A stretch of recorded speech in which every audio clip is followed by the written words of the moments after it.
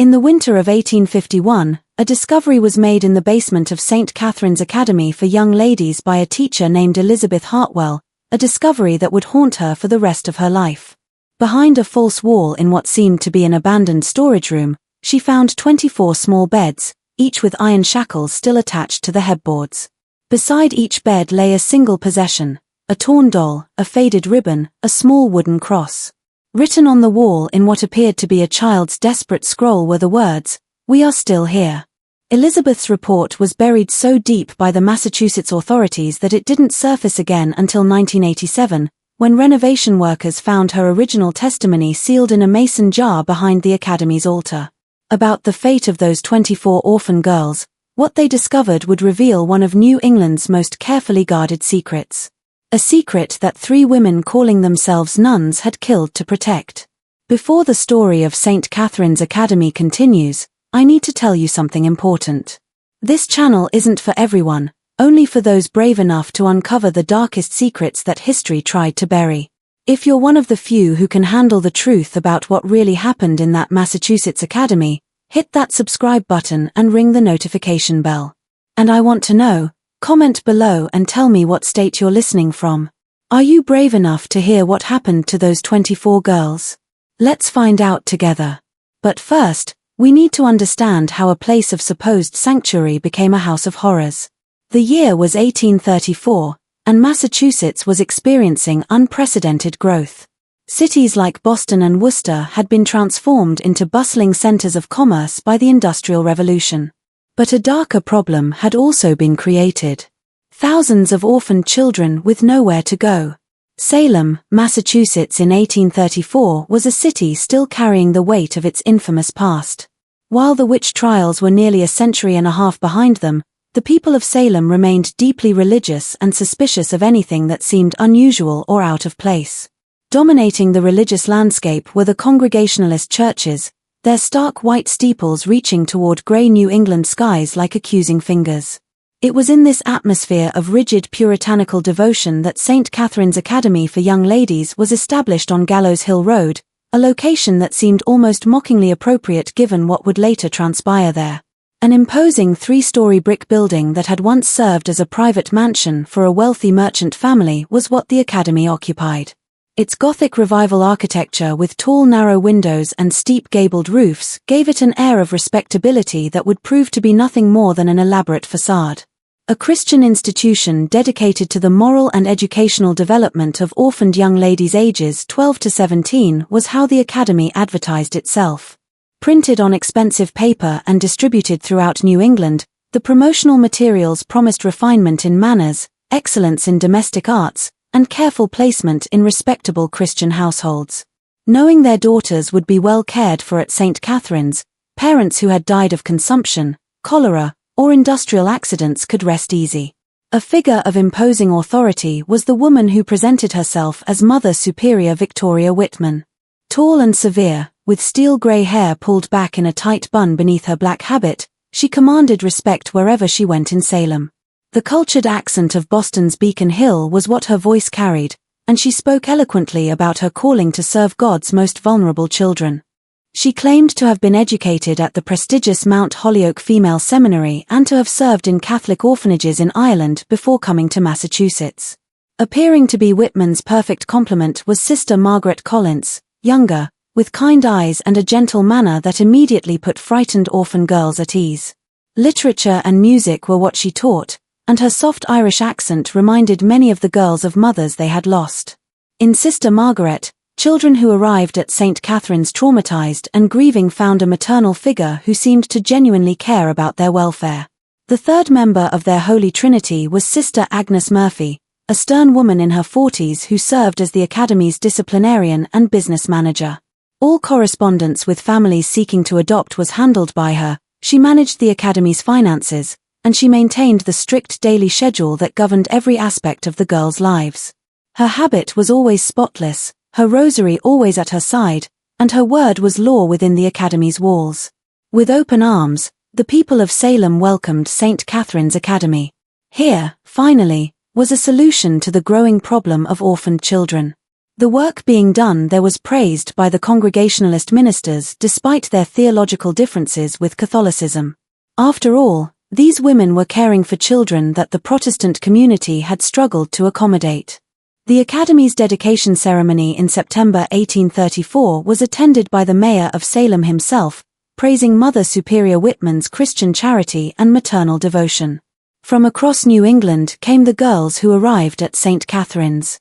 There was Mary O'Brien, 13 years old, whose parents had died in a factory fire in Lowell. Sarah Thompson, 15, had been orphaned when consumption claimed her entire family in a tenement building in Boston. Little Catherine Murphy, no relation to Sister Agnes, was only 12 when her father died in a railroad accident, and her destitute mother could no longer care for her. The same welcome was given to each girl who arrived: a hot meal, a clean bed, and the promise of a better future. They were told they would receive an education that would prepare them to be teachers, governesses, or wives to respectable men. Most importantly, they were told that when they reached 18, the sisters would help them find placement with fine Christian families who would provide them with opportunities they never could have imagined. Rigorous but not unusual for the time was the daily routine at St. Catherine's. Before dawn for morning prayers, the girls rose, attended classes in reading, writing, arithmetic, and domestic skills throughout the day, and ended each evening with devotional study. Simple grey dresses and white aprons were what they wore, their hair pulled back in modest styles. They learned to embroider, to manage a household, to cook simple meals, and to conduct themselves as proper Christian ladies. From the outside, everything it claimed to be was what St. Catherine's Academy appeared to be. Well-behaved girls engaged in their studies were what the few visitors who were allowed inside saw, along with clean dormitories with simple but adequate furnishings and devoted religious women who had sacrificed worldly pleasures to serve God's children. When local ministers or government officials visited, exactly what Mother Superior Whitman wanted them to see was what they saw. But there were things that visitors didn't see. The third floor of the building, which was always kept locked and was explained as storage for seasonal items, was not seen by them. The basement workshop, where, according to Mother Superior Whitman, the girls learned advanced domestic skills, a workshop that was always empty when visitors were present, was not seen by them. They didn't notice that while new girls regularly arrived at the academy, none of the long-time residents seemed to be aging out of the program. Most importantly, they didn't question why in 17 years of operation, not a single girl who had been placed with a Christian family had ever written to friends still at the academy, returned for a visit, or been seen anywhere in Massachusetts again. From within its walls did not come the first sign that something was terribly wrong at St. Catherine's Academy, but from a completely unexpected source. A young woman named Emma Prescott, who worked as a seamstress in Boston's North End. A cold February morning in 1843, nearly 9 years after the Academy's founding, was when Emma was walking to work through the narrow streets near the harbor. As she passed an alley between two brick tenements, she heard something that stopped her in her tracks. A young voice singing a lullaby that she recognized immediately. It was a song that her friend Mary O'Brien used to sing at the textile mill where they had both worked before Mary's parents died in the fire. The sound was followed by Emma to a small window on the second floor of a building that she knew by its reputation to be one of Boston's most notorious brothels. With heavy curtains, the window was covered, but through a small gap, she caught a glimpse of a young woman with dark hair and familiar features. Even after 3 years, Emma was certain she was looking at Mary O'Brien, the same Mary O'Brien who was supposed to be living happily with a Christian family somewhere in Massachusetts. What Emma saw in that brief moment would haunt her forever. Mary, if it was indeed Mary, appeared to be wearing a silk dress that was far too sophisticated for a girl of 16. Her hair was arranged in an elaborate style that seemed completely at odds with the modest orphan girl Emma remembered. But it was Mary's eyes that disturbed Emma most. They held a hollow, distant expression that spoke of experiences no child should ever endure. Frozen in that alley for several minutes, Emma stood, trying to convince herself that she had been mistaken. But the lullaby continued, and the voice was unmistakably Mary's. When Emma finally gathered the courage to approach the building's front door, she was met by a large man who made it clear that respectable young ladies had no business in that part of town. That evening, a letter was written by Emma to St. Catherine's Academy, addressing it to Mary O'Brien and asking about her friend's welfare. She mentioned that she thought she had seen Mary in Boston and wondered if she might be visiting the city. A prompt reply explaining that Mary was well and happy with her adoptive family was what Emma expected, perhaps even including a letter from Mary herself. Instead, a response that chilled her to the bone was what she received. Within a week, Sister Agnes Murphy wrote back, but her letter raised more questions than it answered. She thanked Emma for her concern but explained that Mary O'Brien had been placed with a devout family in Western Massachusetts more than 2 years earlier. The family, she wrote, had specifically requested privacy and did not wish to maintain correspondence with Mary's former acquaintances. That Mary was thriving in her new environment and had expressed her desire to focus entirely on her new life was what Sister Agnes added. The letter's tone was formal and final, clearly meant to discourage any further inquiries, but something odd about the handwriting was noticed by Emma. Having worked as a seamstress, a keen eye for detail had been developed by her, and she was certain that the letter had been written by 2 different people. The main text appeared to be in Sister Agnes's careful script, but the signature at the bottom looked different, more hurried, as if someone else had signed Sister Agnes' name. Emma might have let the matter drop. But 3 months later, she had another disturbing encounter. While shopping at Faneuil Hall, she saw a well-dressed gentleman leading a young girl by the arm toward a waiting carriage. The girl was perhaps 14 years old with light brown hair and freckles across her nose. Emma was almost certain she recognized her as Sarah Thompson, another girl from St. Catherine's Academy who was supposed to have been adopted by a loving family. But this girl wasn't dressed like the daughter of a respectable family. Her clothing was expensive but inappropriate for a child her age, the kind of clothing Emma had seen on women in the more questionable establishments near the waterfront. The same hollow expression Emma had seen in Mary's face was what the girl's eyes held, and she moved with the listless compliance of someone who had learned not to resist. Emma tried to approach them, but the gentleman, a man in his 50s with the bearing of wealth and authority, hurried the girl into the carriage before Emma could get close enough to speak. As the carriage pulled away, a glimpse of the girl's face pressed against the window was caught by Emma. For just a moment, their eyes met, and Emma saw something that made her stomach turn. A desperate plea for help that the girl dared not voice. That night, a decision that would put her own life in danger was made by Emma. A second letter to St. Catherine's Academy was written by her. This time asking more direct questions. She mentioned seeing both Mary and Sarah in Boston, and she asked Sister Agnes to provide specific information about where the girls had been placed. She also asked if it might be possible to visit the academy to inquire about other girls she had known. Not from Sister Agnes, but from Mother Superior Whitman herself, came the response. The letter was brief and polite, but its message was unmistakably threatening. That Emma's continued inquiries were disturbing the peace of mind of girls who have found happiness in their new lives was what Mother Superior Whitman wrote. That Emma's imagination might be leading her to see familiar faces where none existed was what she suggested, and she strongly advised that Emma focus on her own circumstances rather than dwelling on the past. Words that Emma would never forget were how the letter concluded. Young women who persist in pursuing matters that do not concern them often find that their own safety and reputation may be called into question. I trust that a sensible girl like yourself will understand the wisdom of allowing sleeping dogs to lie. The threat perfectly was understood by Emma, but she also understood that she had stumbled upon something far more sinister than a simple case of miscommunication. 2 girls who were supposed to be living with Christian families were instead appearing in circumstances that suggested a fate far worse than orphanhood. The question that tormented Emma was how many other girls from St. Catherine's Academy had met the same fate, and more importantly, what could she possibly do about it without putting herself in mortal danger? Nothing more than a troubling suspicion would have remained of Emma Prescott's discovery if not for a series of events that began to unfold in the autumn of 1847.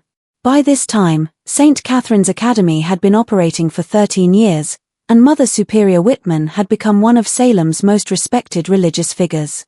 She was frequently invited to speak at Congregationalist churches throughout Massachusetts, where she would deliver moving sermons about the Christian duty to care for orphaned children.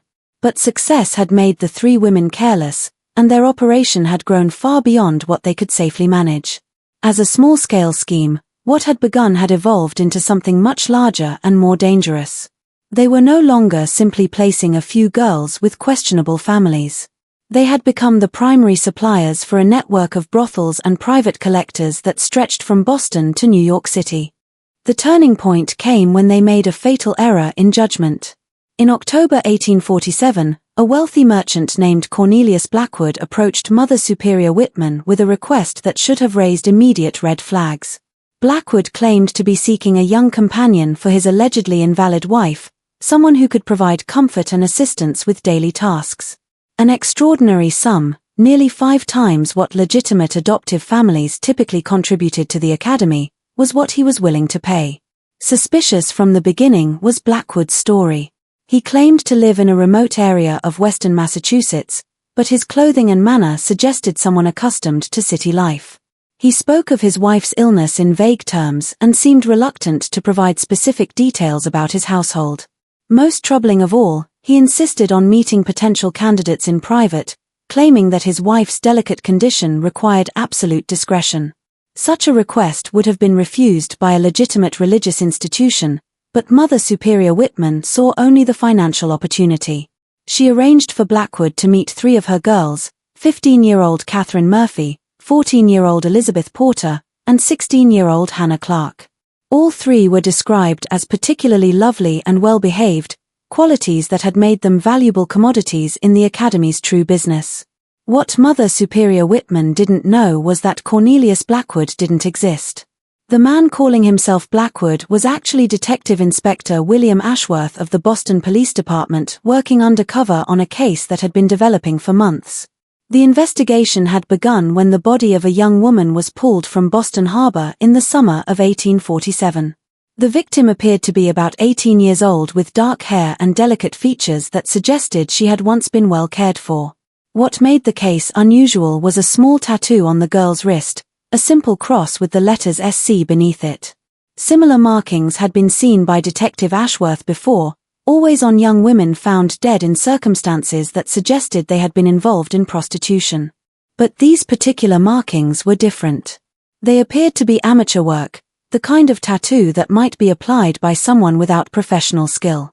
More importantly, the SC initials suggested an institutional connection that went beyond simple street-level prostitution. Through Boston's underground network of brothels and private clubs catering to wealthy men with particular tastes was where Ashworth's investigation had led him. What he discovered was a carefully organized system that provided young girls to clients who were willing to pay premium prices for what they called fresh inventory. The girls in this network were not typical street prostitutes. They were educated, well-mannered young women who had been trained to serve the specific needs of Boston's elite. To St. Catherine's Academy had the trail eventually led Ashworth, but not through any direct evidence. Instead, he had noticed a pattern in the missing persons reports that crossed his desk. Over the past 13 years, dozens of young women had simply vanished from Massachusetts without a trace. They weren't runaways from troubled families. They were girls who had been placed in what appeared to be legitimate institutions or adoptive homes, only to disappear completely. When these disappearances were investigated more closely by Ashworth, he found that an unusually high number of them had connections to St. Catherine's Academy. Girls who had been successfully placed with Christian families were never seen again, never wrote letters to friends, never appeared in marriage records or death certificates. It was as if they had been erased from existence. Ashworth's attempt to gather evidence of what he suspected was a sophisticated trafficking operation was the undercover operation at St. Catherine's. What he found when he met with Mother Superior Whitman exceeded his worst expectations. During their private meeting in the Academy's parlor, Mother Superior Whitman spoke openly about the qualities that made certain girls more valuable than others. Their youth, their innocence, and their complete dependence on the Academy for their survival was what she emphasized. That clients with particular requirements could be accommodated was what she hinted, and she made it clear that discretion was guaranteed as long as the price was right. When Ashworth asked to see the girls she had mentioned, not to the main dormitory where visitors were usually taken was where Mother Superior Whitman led him, but to a separate wing of the building that he had not seen before. Noticeably different from the rest of the Academy was this area. The rooms were smaller and more luxuriously appointed with silk curtains and fine furniture that seemed completely out of place in an orphanage. In clothing that was far too sophisticated for orphans were the three girls who were brought to meet Cornelius Blackwood dressed. Their hair was styled in elaborate fashions, and they wore cosmetics that enhanced their youthful beauty. Most disturbing of all, they had been trained to present themselves in ways that were clearly designed to appeal to adult men with predatory interests. That he was looking at girls who had been systematically groomed for sexual exploitation was realized by Detective Ashworth, but what he saw next would haunt him for the rest of his career. As he was leaving the academy, sight of another part of the building that Mother Superior Whitman had not shown him was caught by Ashworth. Through a window, he glimpsed what appeared to be a workshop where several young women were engaged in some kind of manual labor. But these weren't the happy, well-cared-for students he had been shown earlier. These girls looked exhausted and defeated, working in silence under the watchful eye of Sister Agnes Murphy. That St. Catherine's Academy was operating on multiple levels was realized by Ashworth. There were the girls who were being prepared for placement with wealthy clients, girls who received special treatment and training. There were the girls who were used for manual labor within the academy itself. And based on the evidence he had gathered, there were girls who simply disappeared when they were no longer useful to the operation. The question that now faced Detective Ashworth was how to build a case against three women who had spent 13 years building reputations as devoted servants of God. They had the support of Salem's religious community, the respect of government officials, and the protection that came from serving what appeared to be a noble cause. But one advantage that Mother Superior Whitman didn't know about was what Ashworth had. Finally, the courage to approach the Boston police with her suspicions had been found by Emma Prescott. Her testimony, combined with the evidence Ashworth had gathered undercover, would form the foundation of a case that would expose one of New England's most carefully guarded secrets. That exposing the truth about St. Catherine's Academy would require more than his undercover observations, and Emma Prescott's testimony was known by Detective Ashworth. He needed irrefutable evidence, and he needed witnesses who could testify to what they had seen. The problem was that the operation had been designed to eliminate witnesses, and anyone who might have knowledge of the Academy's true activities had either been silenced or was too terrified to speak. From an unexpected source came the breakthrough: Dr. Nathaniel Webb, the physician who served as the Academy's medical examiner. Dr. Webb was a respected member of Salem's medical community, a man in his 60s who had built his reputation on his discretion and his willingness to treat patients without asking uncomfortable questions. What Detective Ashworth discovered was that Dr. Webb's discretion came at a price. Payments from St. Catherine's Academy that far exceeded what any legitimate medical practice would require had been received by him. Dr. Webb's involvement with the Academy began in 1836, just 2 years after its founding. He had been called to treat a young girl who had suffered what Mother Superior Whitman described as a serious accident. The girl, who was about 14 years old, had injuries that were consistent with violent sexual assault. Dr. Webb treated her injuries and was paid handsomely for his silence. Over the years, dozens of times had Dr. Webb been called to the Academy to treat similar accidents. Young girls with injuries that told a clear story of abuse. Others suffering from venereal diseases that should have been impossible for sheltered orphans to contract. And most disturbing of all, girls who required medical attention after what appeared to be botched abortions. Detailed records of these treatments had been kept by Dr. Webb, partly out of medical necessity, and partly as insurance against the day when his own involvement might be discovered. These records, which Detective Ashworth obtained through a warrant, painted a horrifying picture of systematic abuse spanning more than a decade. That girls at St. Catherine's Academy were routinely subjected to physical and sexual violence was revealed by the medical records. They were infected with diseases that could only have been transmitted through sexual contact with multiple partners. They suffered injuries that suggested they had been physically restrained and brutalized. And when they became pregnant as a result of their abuse, they were subjected to dangerous procedures that often left them permanently damaged or dead. But something else was also revealed by the records. The identities of the men who brought girls to him for treatment had been documented by Dr. Webb. These were not the Christian families who were supposedly adopting the girls from St. Catherine's Academy. They were wealthy merchants, politicians, judges, and religious leaders from Boston and beyond. Men who were paying premium prices for access to young victims. Among the names in Dr. Webb's records were some of the most prominent figures in Massachusetts society. There was Judge Harrison Cromwell, who had built his career prosecuting moral crimes while secretly patronizing the very establishments he condemned. There was Reverend Samuel Blackstone, whose sermons about the sanctity of childhood had made him famous throughout New England. There was even Mayor Robert Thornton of Boston himself, a man who had publicly praised St. Catherine's Academy for its Christian service. That he was looking at evidence of a conspiracy that reached far beyond 3 women running a single institution was realized by Detective Ashworth. This was a network of powerful men who had used their positions to exploit the most vulnerable members of society, secure in the knowledge that their victims had no voice and no recourse. But as Ashworth delved deeper into the case, another disturbing discovery was made by him. That many of the girls he had treated had subsequently disappeared from his care was shown by Dr. Webb's records. Girls who had been severely injured or who had contracted dangerous diseases would be brought to him for treatment, but they would never return for follow-up care. When he inquired about their welfare, he was told that they had recovered completely and had been placed with new families. That girls who became too damaged or too dangerous to the operation were being permanently eliminated was begun to be suspected by Ashworth. But proving this would require finding evidence of what had happened to girls who had vanished without a trace. When Ashworth decided to investigate the physical structure of St. Catherine's Academy itself came the answer.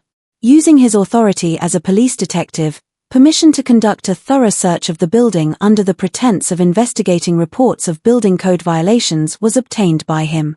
What he found in the basement of the academy would provide the evidence he needed to bring down the entire operation.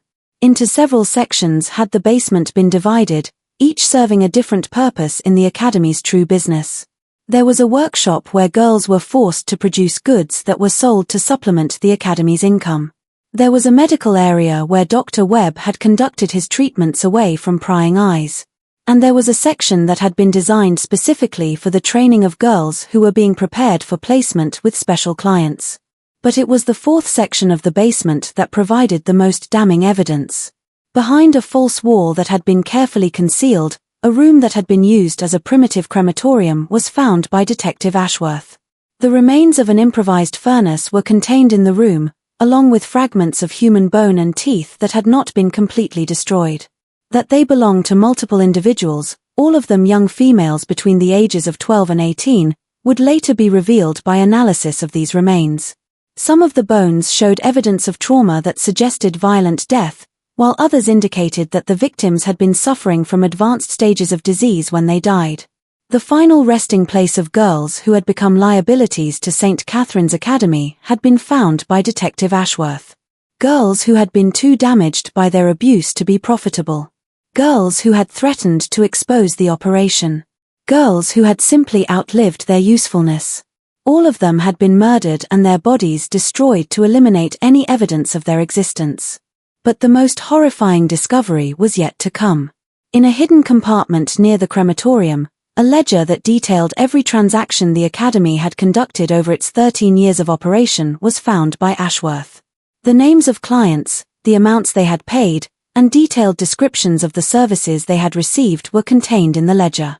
It also contained a complete record of the girls who had been retired from the operation, more than 40 young women who had been murdered when they were no longer useful. By all 3 women was the ledger signed, Mother Superior Victoria Whitman, Sister Margaret Collins, and Sister Agnes Murphy. But it was also signed by someone else, someone whose involvement in the operation had been carefully concealed until now. The 4th signature belonged to Father Patrick Alvey, the priest who had supposedly helped establish St. Catherine's Academy as a Catholic institution. Alvey, it turned out, was not a priest at all, but another criminal who had assumed a false identity to provide religious legitimacy to the operation. Evidence of a criminal conspiracy that involved not just 4 individuals, but a network of wealthy and powerful men who had used their positions to exploit vulnerable children was now had by Detective Ashworth. But bringing these criminals to justice would prove to be far more dangerous than gathering evidence against them. As Detective Ashworth prepared to present his evidence to the Massachusetts Attorney General, why the St. Catherine's Academy operation had been able to continue for so long without detection was begun to be understood by him. The network of clients who had patronized the academy included some of the most powerful men in the state. Men who had the resources and connections to make problems disappear. The first indication that Ashworth was in danger came when his superior, Captain Thomas Brennan, called him into his office for what was supposed to be a routine briefing on the case. Captain Brennan had always been supportive of Ashworth's work, but his demeanor during this meeting was noticeably different. He seemed nervous, distracted, and reluctant to discuss the details of the investigation. "Detective Ashworth," Captain Brennan said, avoiding eye contact, "I've been reviewing your reports on this St. Catherine's matter, and I'm concerned that you may be overreaching your authority. Serious accusations you're making against respected members of the community are these." Ashworth was stunned. "Captain, the evidence is overwhelming. We have medical records, financial documents, physical evidence of murder. These women have been trafficking children for 13 years. Evidence can be misinterpreted, Detective," Brennan replied carefully. "What appears to be criminal activity might simply be the result of poor record-keeping or unfortunate misunderstandings. I think it would be wise to proceed with extreme caution." That evening, a visit at his home from someone he hadn't expected to see was received by Ashworth. Judge Harrison Cromwell, whose name had appeared multiple times in Dr. Webb's medical records as a client of St. Catherine's Academy. Judge Cromwell arrived without warning, accompanied by two men who were clearly not court officials. He was polite but firm as he explained to Ashworth that the investigation into St. Catherine's Academy was causing considerable concern among Boston's business community. "Detective Ashworth," Judge Cromwell said, settling into a chair in Ashworth's parlor without being invited. "You've built a reputation as a thorough and dedicated officer of the law. That's why I'm confident you'll understand the delicate nature of the situation we're discussing. Your Honor, if you're here to discuss an active investigation, I should point out that this is highly irregular," Ashworth replied, his hand instinctively moving toward his service weapon. "Nothing irregular about community leaders taking an interest in the welfare of our institutions," the judge said smoothly. "St. Catherine's Academy has served this community for 13 years. The women who run it have devoted their lives to caring for orphaned children. It would be a tragedy if unfounded accusations were to destroy their good work." Judge Cromwell leaned forward, his tone becoming more direct. "I understand you've been talking to Dr. Webb about his medical practice. Dr. Webb is an old man, Detective. His memory isn't what it used to be, and his records, well, medical records from that era can be difficult to interpret. It would be unfortunate if an elderly physician's failing memory were to cast doubt on the sterling reputation of a charitable institution." The message was clear. Dr. Webb would not be available to testify and his records would not be admissible as evidence. But Judge Cromwell wasn't finished. "I'm also told that you've been corresponding with a young woman named Emma Prescott," he continued. "Miss Prescott has been through some difficult times recently, lost her position at the textile mill, fallen behind on her rent, developed something of a reputation for instability. It would be a shame if her troubles were to worsen because she allowed her imagination to run away with her." A chill run down his spine was felt by Ashworth. "Are you threatening Miss Prescott, Your Honor?" "Not at all, Detective. I'm simply observing that young women in precarious circumstances often find their situations deteriorating rapidly. Miss Prescott would be wise to focus on her own problems rather than involving herself in matters that don't concern her." Judge Cromwell stood to leave, but he paused at the door. "Detective Ashworth, you're a smart man. Smart enough to recognize when you're facing a situation that's beyond your control. There are forces at work here that you don't fully understand, and people who won't hesitate to protect their interests. I'd hate to see a dedicated officer like yourself become a casualty of his own overambition." After Judge Cromwell left, for a long time in his parlor sat Ashworth, considering his options. He knew that he was facing a conspiracy that reached far beyond what he had initially imagined. The men who had been patronizing St. Catherine's Academy weren't just wealthy clients. They were judges, politicians, and business leaders who controlled the very institutions that were supposed to ensure justice. But Ashworth also knew that he might have one advantage. Overconfident had the criminals become.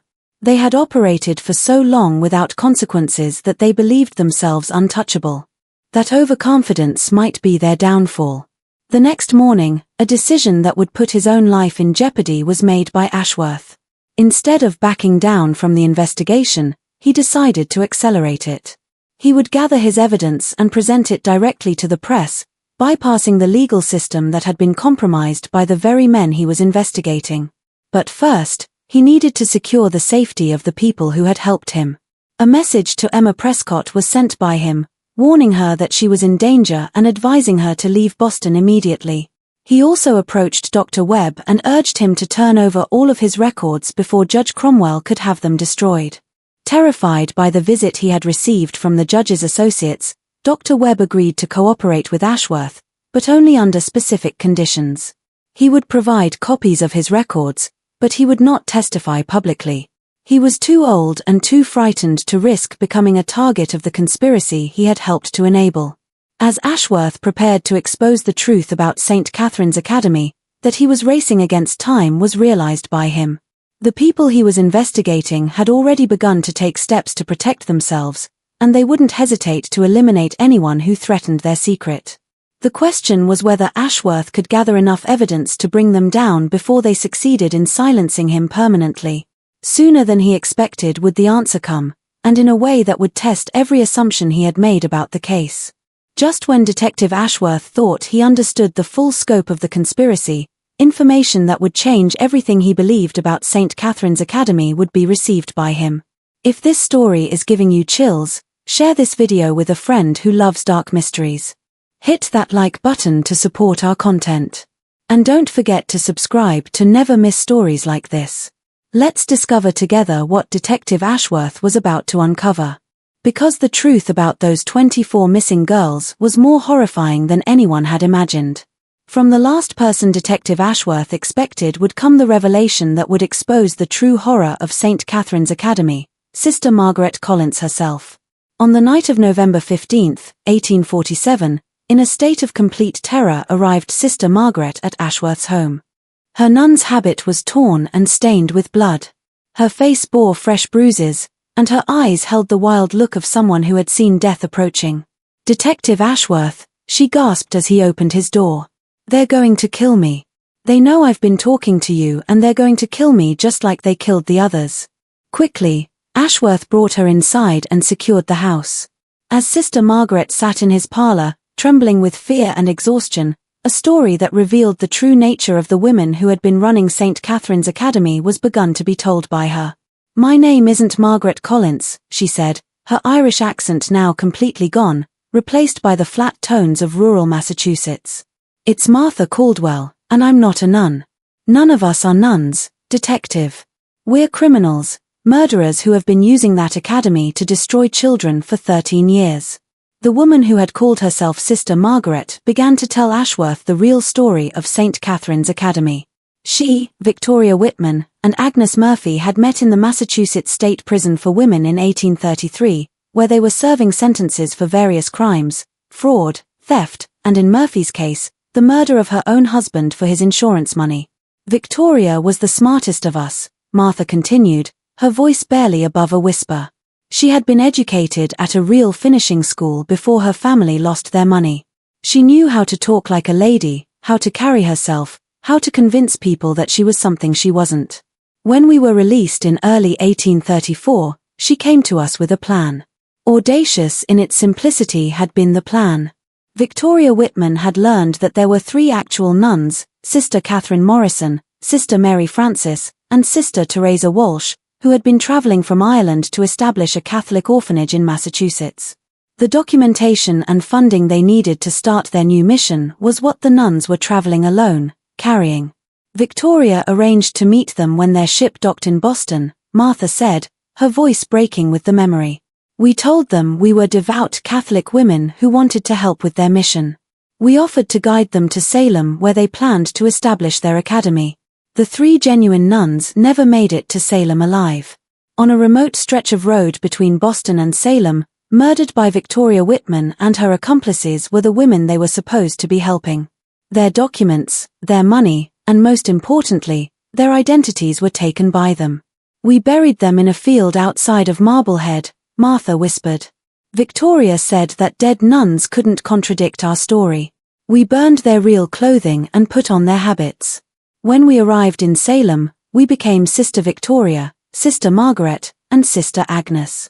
Easy to maintain had been the false documentation because few people in Protestant Massachusetts were familiar with Catholic hierarchy and procedures. Without question were the women's claims about their background and authority accepted, and their mission to help orphan children was welcomed by the community. For the first year, we actually tried to run a legitimate orphanage, Martha continued. We thought we could take the money we had stolen from the real nuns and build a life for ourselves. But Victoria had bigger plans. She realized that there was much more money to be made from the girls than from simply caring for them.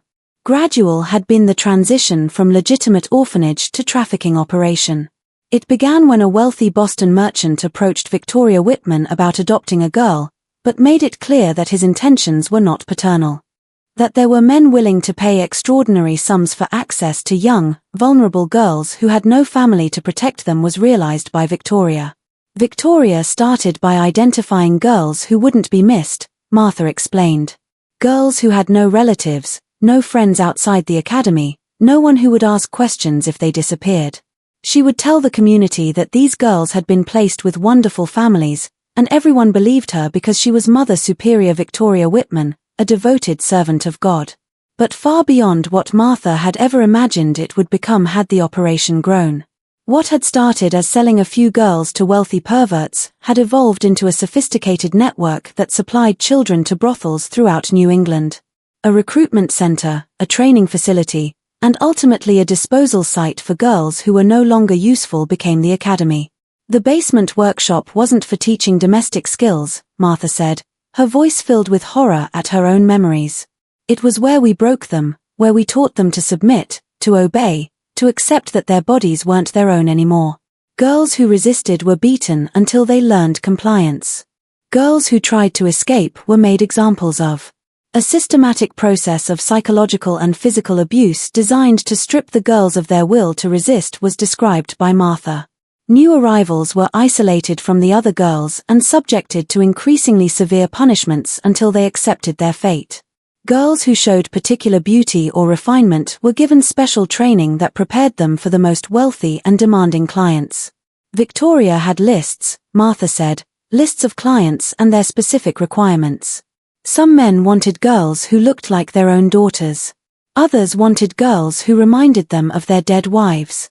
There were men who paid extra for girls who would cry, and men who paid extra for girls who wouldn't. What happened to girls who became pregnant, contracted diseases, or simply aged out of their usefulness was the most disturbing revelation. Attempts to maintain the girls' value as commodities had been Dr. Webb's treatments. But when those treatments failed, the girls were eliminated. Victoria called it retirement, Martha said, the euphemism sounding obscene in the context of child murder. Agnes would take them down to the basement and they would never come back. At first, Victoria told me they were being sent to other institutions, but I knew that wasn't true. I could smell the smoke from the crematorium, could see the ashes that Agnes scattered in the garden behind the academy. That more than 60 girls had been retired over the 13 years of the academy's operation was estimated by Martha. Some had been murdered outright when they became liabilities. Others had died from the abuse they suffered, and still others had been killed when they threatened to expose the operation. The 24 girls you're looking for, Martha said, they're not missing. They're dead. Every single one of them. Victoria kept a record of their names because she was proud of what she had built. She called them her greatest successes, girls who had generated the most money before they were eliminated. But about the scope of the conspiracy was Martha's most shocking revelation. The network of clients wasn't limited to Boston or even Massachusetts. Connections with similar operations throughout New England and New York had been established by Victoria Whitman, creating a regional network that treated girls like commodities. There are other places like St. Catherine's, Martha said. Victoria was in communication with people running similar operations in Connecticut, Rhode Island, even as far away as Philadelphia. They would trade girls, share clients, help each other eliminate problems. It's not just one academy detective. It's dozens of them. finally decided to come forward had Martha because she had learned that Victoria and Agnes were planning to eliminate her. Her growing reluctance to participate in the most violent aspects of the operation had made her a liability, and she had overheard them discussing the best way to arrange her accident. "I never wanted it to go this far," she said, tears streaming down her face. "When we started, I thought we were just going to steal some money and disappear. I never imagined we would become what we became. I've helped murder children, detective. I've helped destroy dozens of innocent lives, and I can't live with it anymore." Everything he needed to expose the operation was offered to be provided to Ashworth by Martha. The location of the mass grave where the real nuns were buried, the names and locations of other similar operations, detailed records of clients and transactions, and most importantly, the location where Victoria Whitman kept her most incriminating evidence. "Victoria keeps everything in a safe in her private quarters," Martha said. "Financial records, client lists, photographs that clients paid extra for, correspondence with other operations. She thinks it makes her powerful having evidence that could destroy so many important men. But it's also evidence that could destroy her." As Martha finished her confession, that he was looking at the biggest criminal conspiracy in Massachusetts history was realized by Ashworth. But he also realized that exposing it would be incredibly dangerous. Anything to prevent their crimes from becoming public would be done by the men who had been clients of St. Catherine's Academy, and they had the resources to eliminate anyone who threatened them. The question was whether Ashworth could move fast enough to gather the evidence and present it to the public before the conspiracy could silence him and Martha permanently. Whether justice would be served would be determined by the answer, but also whether the girls who had died at St. Catherine's Academy would finally be remembered for who they truly were, victims of a system that had failed to protect them. That he had only hours before Victoria Whitman and Agnes Murphy realized that Martha had betrayed them was known by Detective Ashworth. With Martha's help, a raid on St. Catherine's Academy that would take place at dawn on November 16, 1847 was organized by him. He bypassed his own department, knowing that the conspiracy reached into the Boston police, and instead contacted the Massachusetts State Police and federal marshals who were not connected to the local network of corruption. Horrors that exceeded even Ashworth's expectations were revealed by the raid on St. Catherine's Academy. In Victoria Whitman's private safe, detailed records of 127 girls who had been trafficked through the academy over 13 years were found by investigators. 68 of them had been murdered when they were no longer useful, including the 24 girls whose names would eventually give this case its enduring notoriety. The scope of the client network was also revealed by the evidence. The list included not just Massachusetts officials, but wealthy men from across New England and New York. Among them were 3 federal judges, 12 state legislators, 5 mayors, and dozens of prominent businessmen and religious leaders. As high as a member of Congress and a federal cabinet member would the scandal eventually reach. While attempting to flee to Canada with a suitcase full of gold coins and jewelry that had been payment from clients was Victoria Whitman arrested. In the basement of the academy, destroying evidence in the crematorium where so many girls had met their end, was Agnes Murphy found. Completely had the false father Alvy disappeared, and he was never found. Among the most sensational in Massachusetts history were the trials that followed. Facing overwhelming evidence, Victoria Whitman maintained her innocence until the end, claiming that she had been running a legitimate orphanage and that any evidence to the contrary had been fabricated by her enemies. She was convicted on 68 counts of murder and sentenced to death.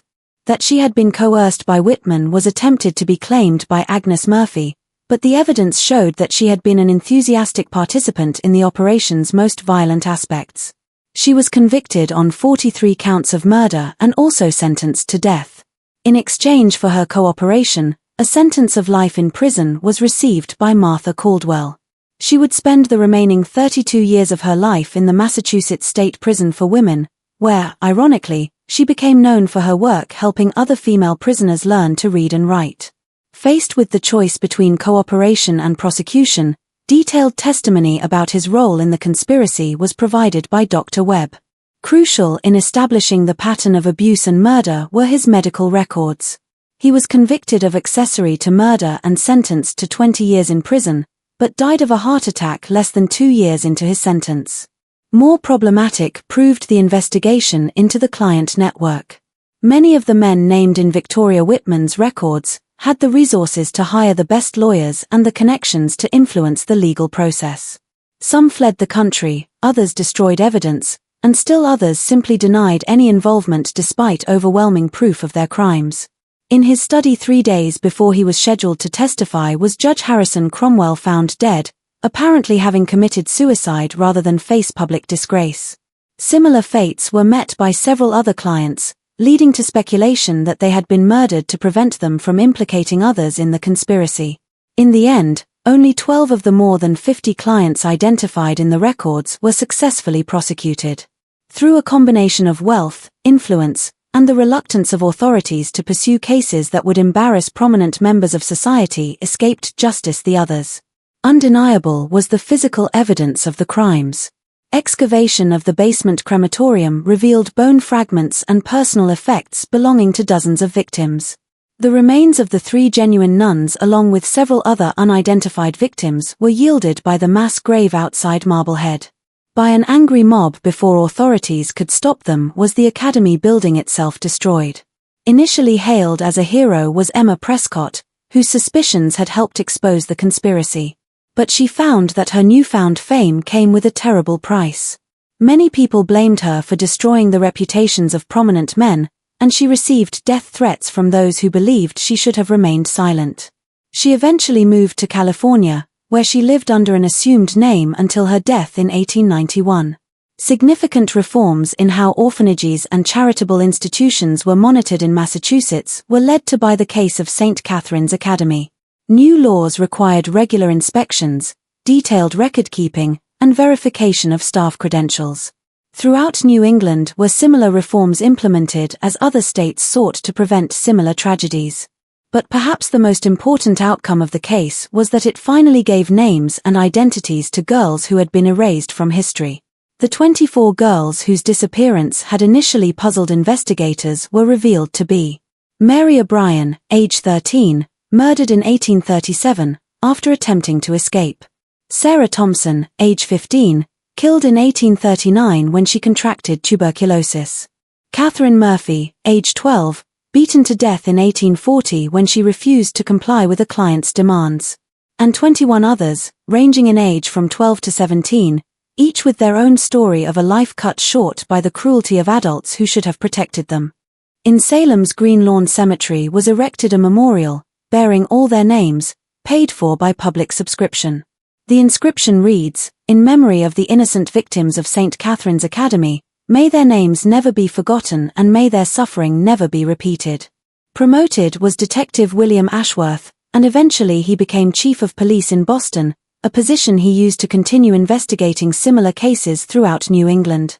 He never married and dedicated his life to protecting children from the kind of predators he had encountered at St. Catherine's Academy. He died in 1889, still carrying the guilt of not having discovered the conspiracy sooner. Never rebuilt was the building that had housed St. Catherine's Academy. The land remained empty for decades, eventually becoming a small park where children could play safely. That on certain nights, visitors to the park can hear the sound of young voices singing lullabies, claims local legend, as if the spirits of the murdered girls were finally at peace. One of the most requested records in the Massachusetts State Archives remains the case file for St. Catherine's Academy. Researchers, journalists, and true crime enthusiasts continue to study the case, looking for answers to questions that may never be fully resolved. How many other institutions like St. Catherine's Academy operated without detection? How many powerful men escaped justice for their crimes? And how many other children suffered similar fates without anyone ever learning their names?